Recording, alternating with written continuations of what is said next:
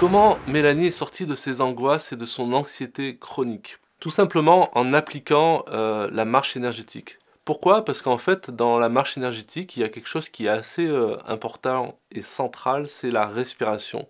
Et la respiration dans ce qu'on appelle le Dantian, c'est-à-dire un endroit qui est connu en médecine traditionnelle chinoise, qui est le ventre, hein, on appelle ça aussi le hara dans la tradition japonaise, etc. Mais l'idée c'est que dans cet endroit, il y a cette capacité à stocker de l'énergie. C'est le centre de gravité du corps humain. Et c'est l'endroit où on va trouver la force vitale, hein, la force tranquille. Et en fait, dans la pratique de la marche énergétique, la respiration est centrée dans le ventre, particulièrement dans le ventre, et avec une technique qui est capable justement de transformer l'air qu'on respire en énergie et de la stocker dans le ventre. Le fait de se recentrer dans le ventre permet de sortir finalement de l'agitation mentale, du drame émotionnel et de revenir finalement dans le présent, dans le corps, dans la physicalité.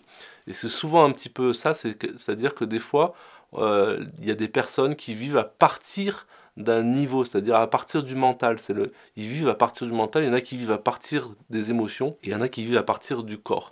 Et en fait, le fait de revenir, de se recentrer dans le ventre, va permettre de sortir de l'histoire qu'on se raconte, ou des émotions qu'on vit, et justement de transformer ce stress mental ou émotionnel en énergie vitale. Quelque chose qui va permettre au contraire de ressourcer le stress et de le transformer en vitalité. Du coup, Mélanie, en pratiquant régulièrement et en ayant pris l'habitude de se recentrer dans le ventre, elle a pu reconnecter finalement cet endroit, cette énergie, cette stabilité, cette sécurité, ce calme en fait qu'il y a dans le ventre, le fait quand on se recentre là, cette énergie aussi, qui lui a permis finalement petit à petit de rééduquer son énergie, de rééduquer aussi sa manière de transformer quand elle a vu ou elle voit son stress monter.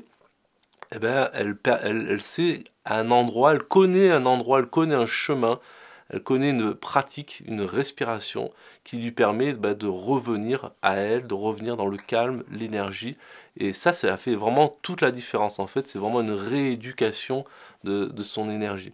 Et tout simplement en pratiquant la marche énergétique, du coup, chaque déplacement a été pour elle l'occasion de rééduquer son énergie, de se recentrer, de revenir dans son ventre et par la même occasion de sortir du stress, des angoisses et de l'anxiété chronique et au contraire de retrouver confiance, calme et énergie. Je vous invite à avoir cette curiosité à découvrir la marche énergétique.